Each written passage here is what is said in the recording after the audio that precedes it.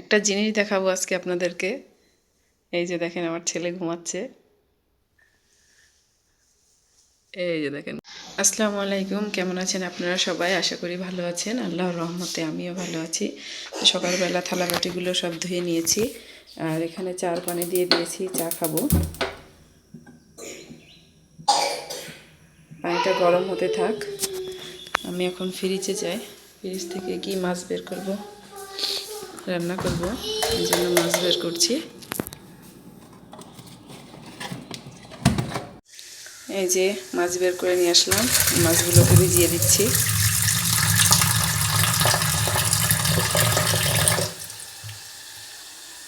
এপাশে চার পানিও গরম হয়ে গেছে, চার পানিটা ফুটে গেছে। এখন এর ভিতরে এলাচ দিয়ে দিচ্ছি। এক একজনের চা খাওয়ার ধরন এক এক রকম, তো আমি চার ভিতরে একটু এলাচ দারচিনি খেতে পছন্দ করি। মেয়ে চা খায়নি, তো আমি একা একা চা খেয়ে নিয়েছি। আর এই যে মেয়ের টিফিনের জন্য লুডুস রেডি করব, তার জন্য ঝাল পেঁয়াজ কেটে নিয়েছি। সব কিছু রেডি করে নিয়েছি, কিন্তু চুলা জ্বলে না, গ্যাস ফুরিয়ে গেছে। কিছু করার নেই, মেয়ে টিফিনের অপেক্ষায় বসে আছে, তো আজকে টিফিন দিতে পারবো না। আব্বু, আজকে টিফিন দিতে পারবো না। আব্বু, গ্যাস চলে গেছে, আজকে টাকা দিই। আর তুমি একলা একলা যেতে পারবা? আচ্ছা ঠিক আছে, যাও তালি। ওই যে মেয়ে আজকে একলা একলা চলে যাচ্ছে।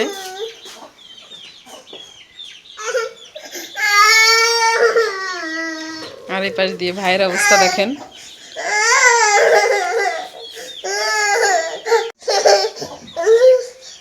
কি হয়েছে মা? আপা চলে গেছে? কি মা? হ্যাঁ হ্যাঁ, আপা তুমি যাবা? চলো চলো চলো চলো চলো চলো চলো।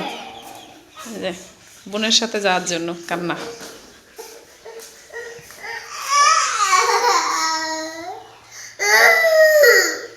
এই যে বিছানা গোছানো শেষ করে নিয়েছি, তো এখন হচ্ছে কাপড় ধুতে যাবো। ওই যে ওই কাপড়গুলো সব ধোয়া লাগবে। জানালাটা খুলে দিই। বিছানা গোছাতে, তো বিছানা গুছিয়ে নিই, যেহেতু 10টা বাজেনি।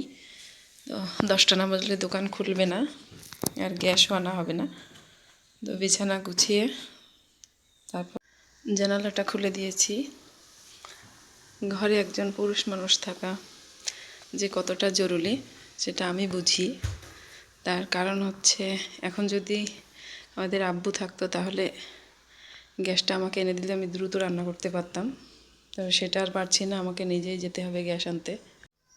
এক গামলা কাপড় ধুয়ে নিয়েছি, এখন ছাদে নিয়ে যাব নাড়ার জন্যে। এই যে সব কাপড় নেড়ে দিয়েছি।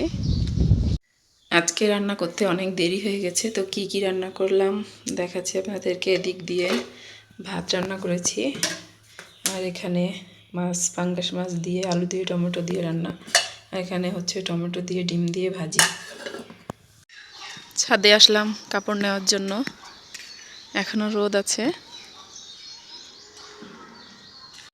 ছাদ থেকে শুকনো কাপড়গুলো নিয়ে আসলাম, আর যেগুলো ভিজা সেগুলো রেখে চলে এসেছি। তো এখন এগুলো ভাঁজ করে নেব। কাপড়গুলো সব ভাঁজ করে উঠিয়ে রাখলাম। আর এই যে দেখেন ছেলে ঘুমাচ্ছে। সকালে যেভাবে ঘুমাচ্ছিল এখন দেখেন বিকালবেলাও সেভাবেই ঘুমাচ্ছে। ও ভুট হয়ে ঘুমাতে পছন্দ করে। বোন স্কুল থেকে চলে এসেছে, ভাইও ঘুম থেকে উঠে গেছে। এখন খাওয়া দাওয়া শেষ করে দুই ভাই বোন ফোন দেখছে, দেখেন কি সুন্দর। তো আজকের ভিডিওটা এই পর্যন্তই। ভালো থাকবেন, আল্লাহ হাফেজ।